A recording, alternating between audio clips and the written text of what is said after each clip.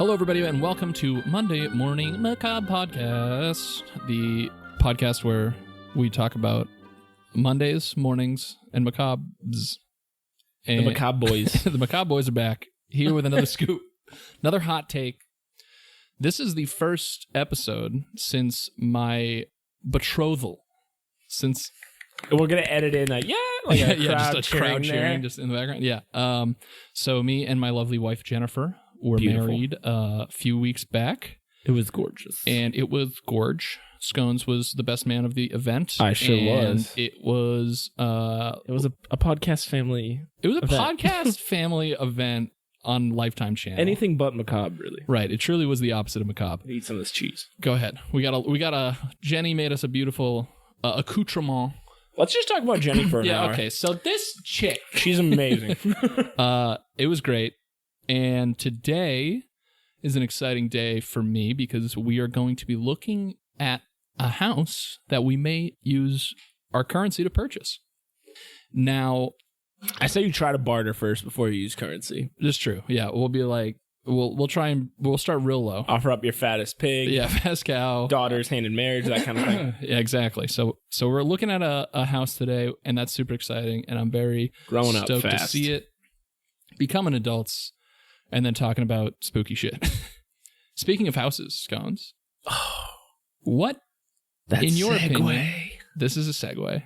This is a segue. What, in your opinion, is the scariest part of a house? This is my segue into our topic today. When the house is, the thing that gets me the most isn't like a room. Yeah. It's when it's dark and any open door. Any open door? Like, just like if you're in your bedroom like and the door, like if I'm in my bedroom, even though I'm old enough that this shouldn't be an issue, when the door to the hallway is open and it's just pitch black on the outside of that. Yeah. That I don't like it. Yeah. Yesterday night, on the back of my bathroom door, we have like a trash bag, you like put on the door handle. And so I went to open the door and I heard like this rustling behind the door and I was like, I'm out of here. Yeah. Yeah, anything that's also hanging on like a coat hanger, like a coat on a coat hanger is one of the scariest fucking things in your house. Yep. Yeah. I don't want to buy a house anymore. They're too scary. At least just take out all the doors and coat hangers. Actually, there's a house on the market that is a literal, it's a circle. Like it looks like if you took a can of Pringles and made it into a home.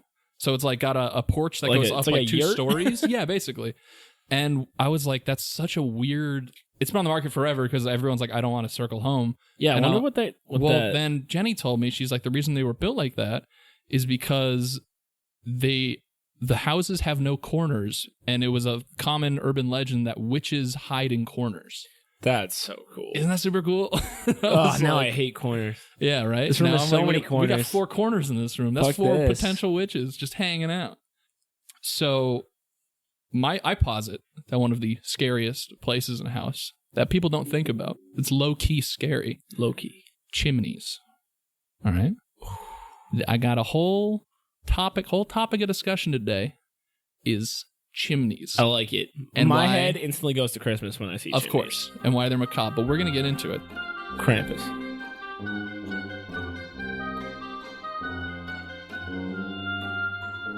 Chimneys, subject today.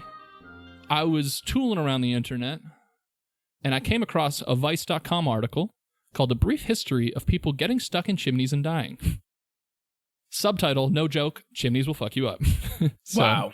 Yeah, so I was like, okay, let's take a little look-see into the world of chimneys and how they're terrifying places. Let's get into it. The chimney episode. The chimney. Every podcast has a chimney episode. This American Life's chimney episode was NPR.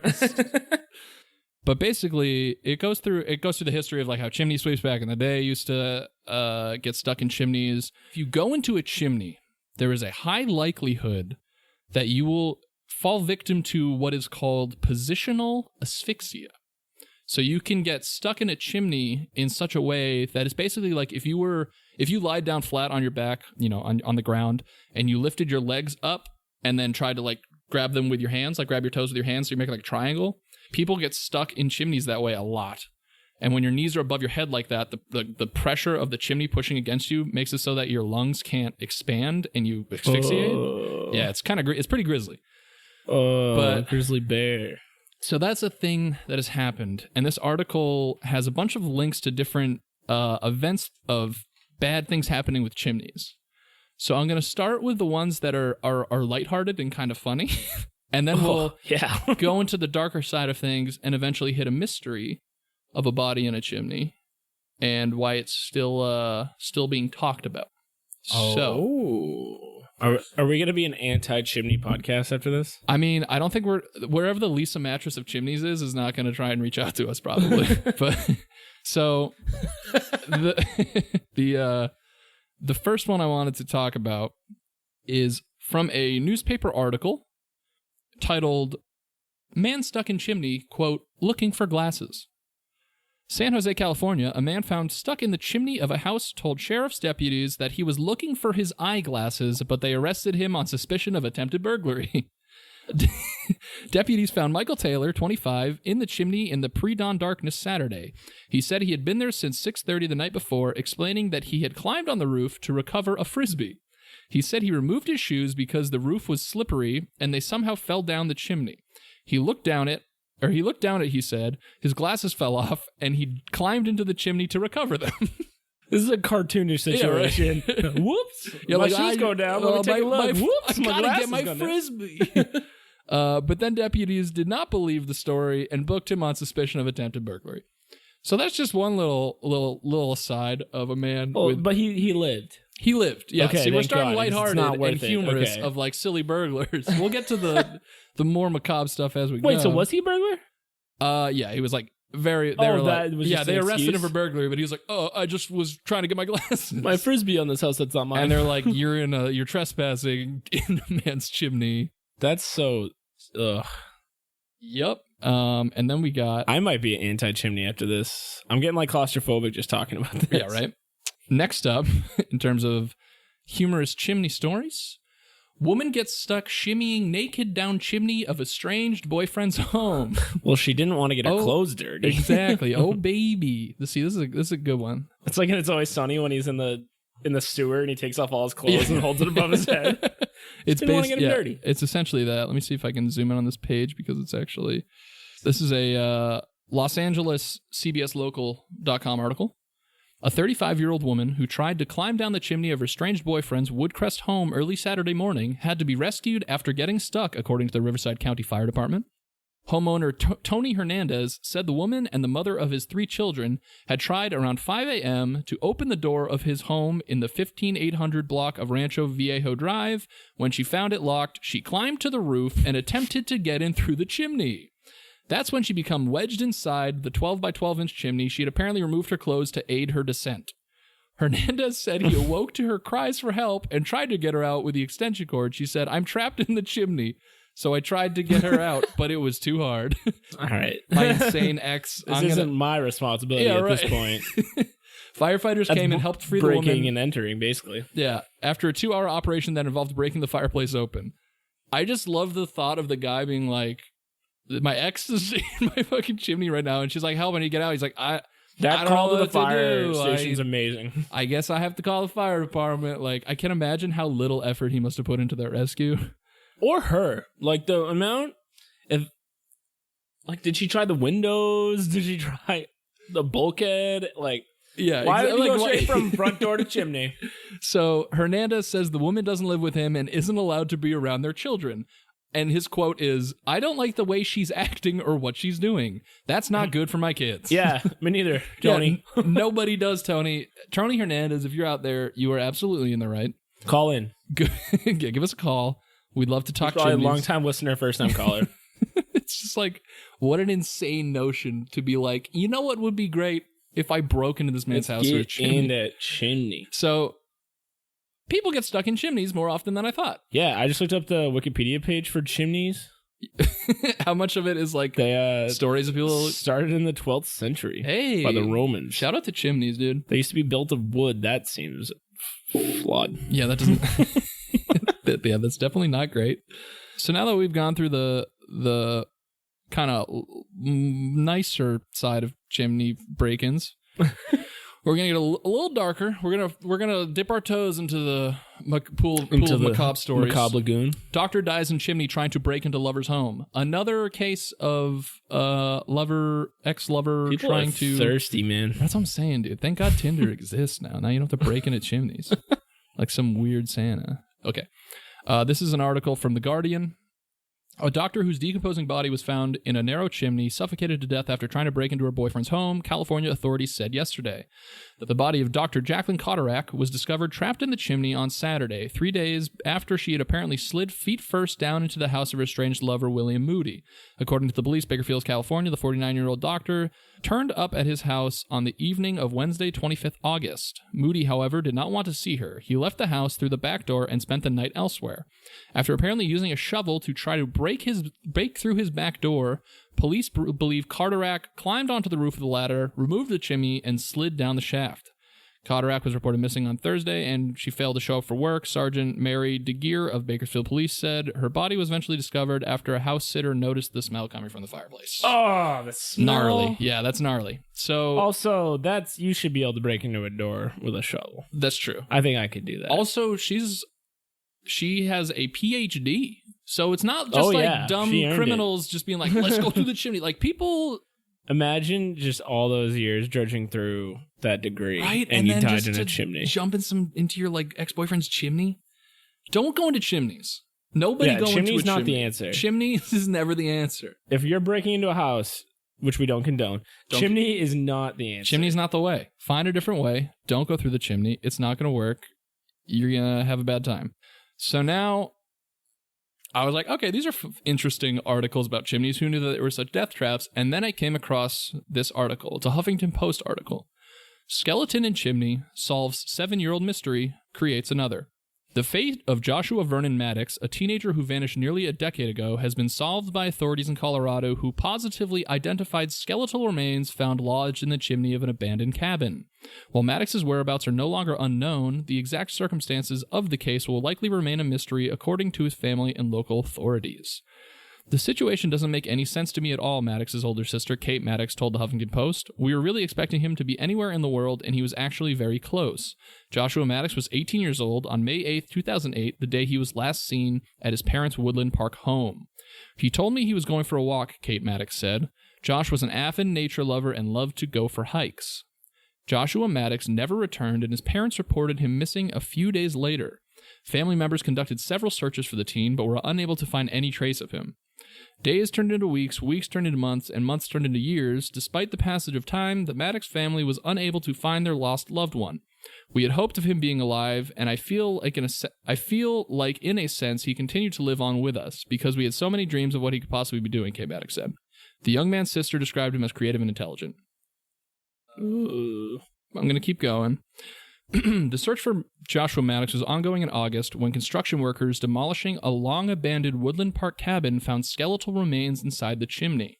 A forensic...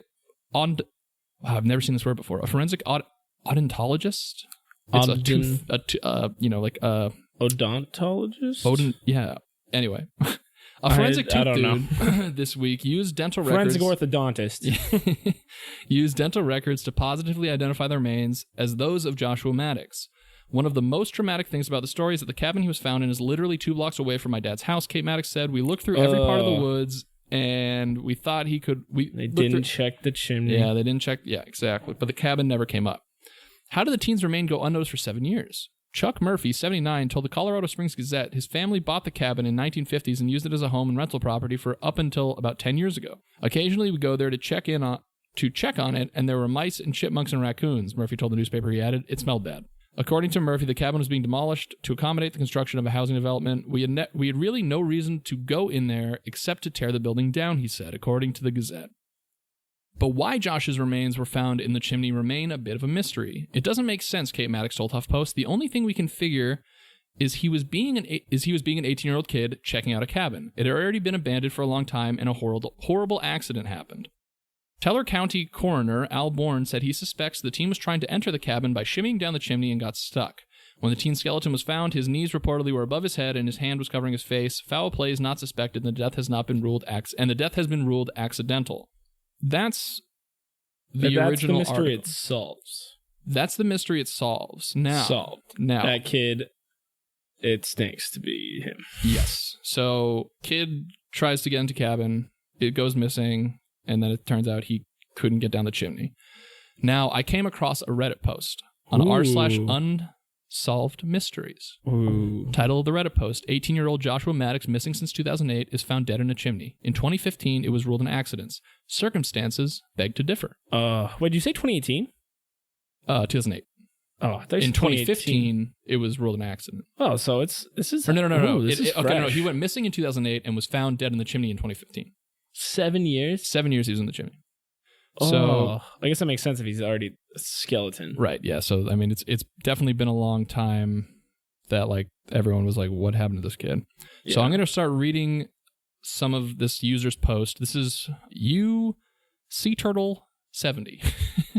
This was posted 2 years ago. Shout out to SeaTurtle70. He says, "Hi all, this is my first time making Or she, that's true.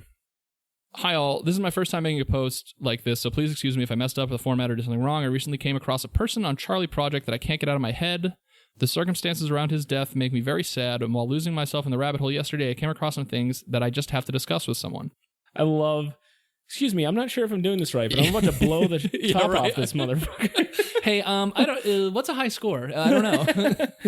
I was researching resolved cases yesterday, and I came across Joshua Maddox. Joshua was a smart, funny, and easygoing 18-year-old who was last seen May 8th, 2008 in his hometown of Woodland Park, Colorado. He told his dad that he was going for a walk. He was reportedly missing, and in August 2015, his remains were discovered, and they were found in the chimney of an abandoned cabin. So she basically goes on like a paragraph summarizing what I just read in that article. Yep. And then goes on to say, the first few odd things are that some of Joshua's clothing was found inside the cabin, and he was found wearing only a ribbed thermal shirt. That's ribbed thermal shirt? Yeah, like a waffle shirt is what I imagine. You know, like one of those. That's kind of weird. So he was only wearing a shirt, and the rest of his clothes were inside the cabin. Weird. That's like red flag all over the place. Okay? That is weird. The rest of his clothes were found inside the cabin. So you're telling me that he decided to enter a chimney wearing only a shirt and no underwear or pants? Does this not make the theory that he entered from the top of the chimney to gain access to the cabin questionable? He was obviously already inside the cabin. There was also rebar installed on top of the chimney to stop animals from coming through, and that would have made it nearly impossible for him to enter from the top. He was found in the fetal position in the chimney. Wait, that seems like a super obvious thing that should have been noted. Right, and actually... If you physically can't get in the chimney? He or she adds some articles... SeaTurtle70 adds some articles, and one of them is the guys who were doing the deconstruction of the cabin, like the manager of that project was like, there's no way someone could get in through the chimney because there was a grate covering it because we had to ship that over. I'm smelling a cover-up. Right. We're about to blow this open. We're going to get a Netflix documentary out of this right now. So he's like, we already sent that to the scrapyard. So I literally saw this thing and I know it could not have happened. Like he couldn't have got in from the top. So that's like big news. Big news. And when was this post made? This post was made 2 years ago. We're talking recent, people. This is recent stuff. This is it. This is breaking news. This is breaking freaking news. I hope you're listening right now. Because now, this is where SeaTurtle70 hits you with the Tim and Eric. SeaTurtle70, if you listen to this at all, first of all, subscribe. Second of all, come on and talk about how you figured this out. I want to meet this modern day Sherlock Holmes. Little Edward Conan Doyle sea turtle. So this is where the Tim and Eric explosion gif happens. All of these things do make me question the circumstances, but it wasn't until my reading I stumbled upon a Reddit post from a year ago in Ask Reddit that really gave me a horrible feeling. The post was about people who have known serial killers and how you felt after you found out. I don't know if it's okay to link posts from other users, so I will copy and paste it here without the poster's name. Here's the quote from the poster in the Ask Reddit thread. This is like so. I'm getting Willy Chili's. Getting those chili boys. Chili Billy Bob Thorntons. I went to high school. Chili Bob Thorntons. I went to high school with this skinny, dorky hippie named Andy who played guitar in a band. I was never good friends with him or anything, but a year or so after I graduated, one of my good friends, Josh Maddox, started hanging out with him. Wait, is it Joshua Maddox? Well, listen, yeah. I can confirm. Big time Chili Bob Thorntons. That's a t-shirt. Give them the Chili Bob Thorntons. Started hanging out with him and went missing. Last I heard, Andy was telling another friend, yeah, me and Josh have been spending a lot of time together. We're planning a trip to New Mexico. Didn't really think anything of it until somebody showed me these articles. Turns out that in addition to becoming a lot scarier looking, Andy had indeed headed down to New Mexico, where he found himself shooting the shit with the caretaker of a disabled guy and got invited over to their apartment. Caretaker gets in the shower, and when he comes out, the disabled guy is stabbed to death and Andy's gone. When Andy got arrested, he also claimed to have killed a woman in Teos and stuffed her body in a barrel. The cops had indeed found a woman stuffed in a barrel in Teos, but already had somebody in custody for it and decided to stick with the guy instead. Years later, I found out that the caretaker had died in a bar fight, and without him, the cops didn't have much in the way of evidence, somehow, so that case against Andy was dropped too. I really hope small town police operations aren't as horrible as they're made out to be. Every single article you read all the time. Yeah, I hope so too. Yeah, no. Oh, it was a murder? No, I don't think so. Nah, we'll blame that guy over there. There's a guy way over there. Hey, it's me, I did it. Several of us went to the cops saying, yo, Josh who went missing was last seen with Andy who's a murderer. Maybe you should check that out. Despite a fair amount of pestering, nothing ever really came out of it. And by nothing, I mean the police mostly didn't even return our calls and once accidentally canceled the bulletin on Josh because, quote, he's alive and well and living in the next town over, end quote. And then parenthetically, the Ask Reddit post says he wasn't. No, he was in a chimney. He was in a chimney. For 7 years. He was actually in the chimney of an abandoned cabin like 2 blocks from his parents' house. The coroner said the body had been there for about 7 years and ruled the death accidental, concluding that Josh had probably climbed down the chimney in an attempt to break the house and got stuck, which given the age of the corpse doesn't seem overly ridiculous. Except for the fact that in addition to Josh having been last seen with Andy immediately before his stabbing spree, people called in to report having heard rumors that Andy was bragging about having, quote, put Josh in a hole. And the fact that the owner of the cabin says it would have been impossible to access the chimney from above because he'd installed a heavy steel gate under the top layer of bricks to keep out raccoons and whatnot. That's the most ridiculous part. Yeah, right? The coroner said he had never saw the grate, so maybe it rusted away. The owner pointed out that this was because they only found Josh's body while in the process of demolishing the cabin and the grate had been hauled off to the junkyard with other scrap metal. Or the fact that somebody had ripped a heavy bar off the wall in the kitchen and propped it against the fireplace.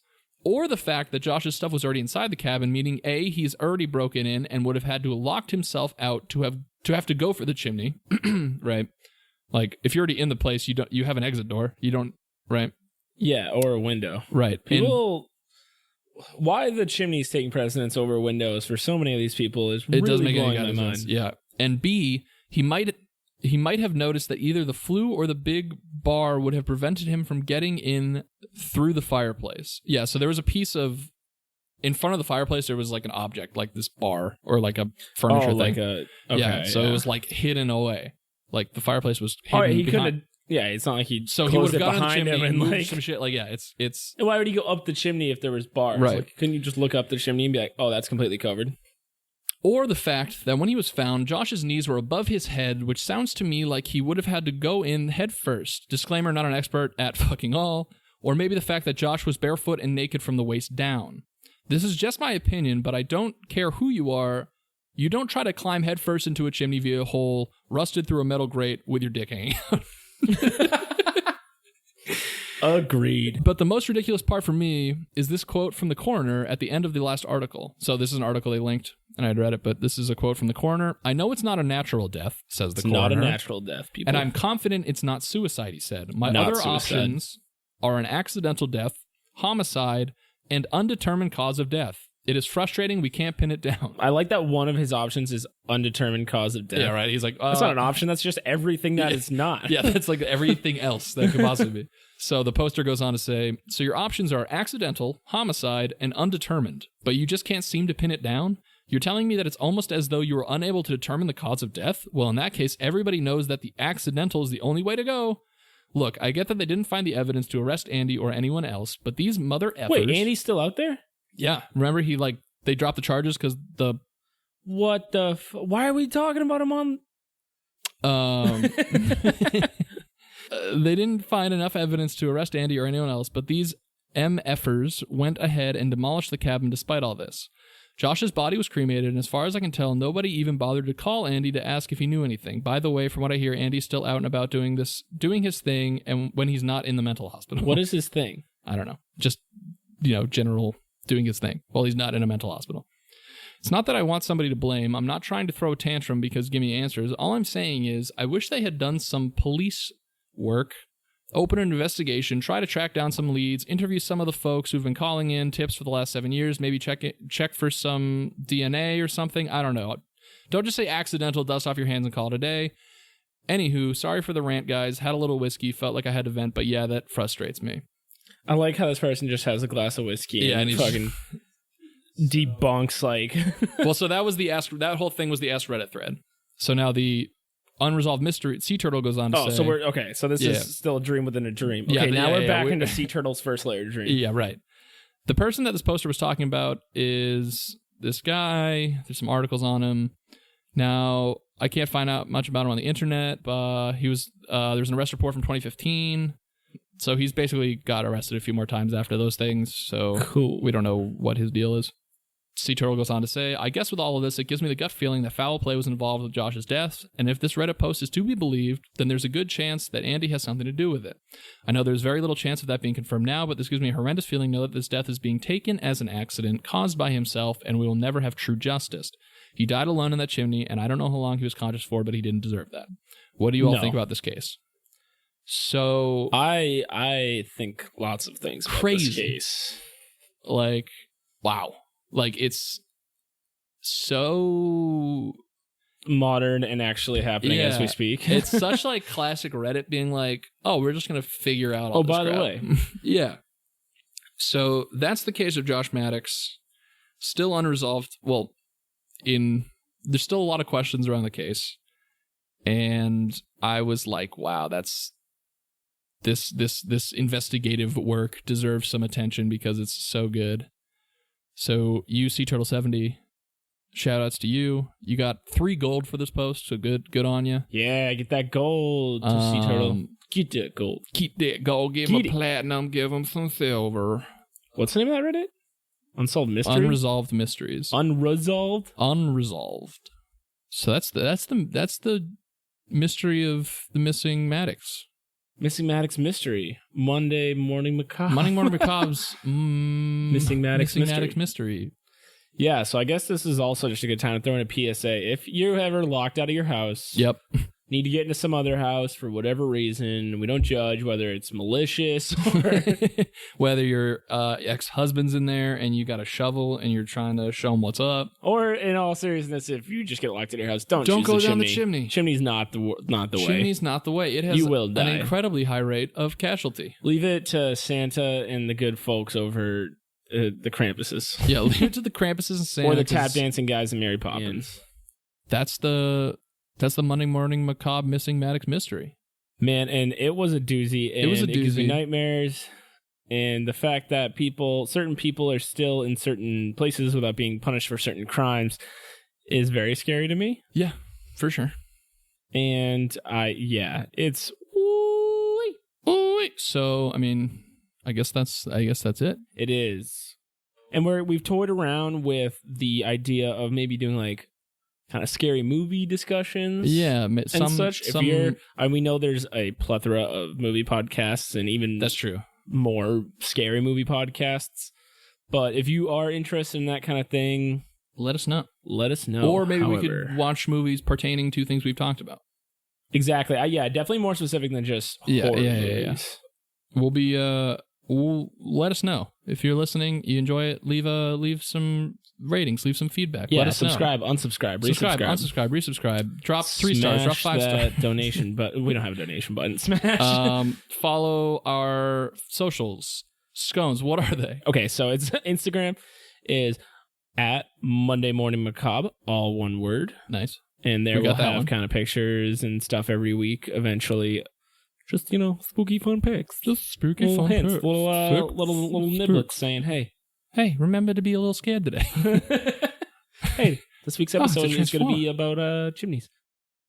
Our website, by the way, www.mondaymorningmacabre.com. Yeah, go to mondaymorningmacabre.com. It'll have all the episodes, all the links to all the articles, all the pictures, and I made it with my hands, and I'm proud of it, so go there. Do it. And then there's also a Facebook that's just Monday Morning Macabre. Yeah. It's exactly how you would write it. Exactly. Do you think people know how to spell macabre? Because I don't think I did. Macabre.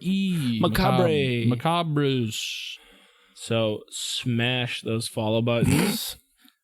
Like, comment, subscribe below. Hit the unsubscribe, resubscribe. Logan Paul merch on sale at Logan Paul. And thank you all for listening. Have a good Monday. Bye. Bye.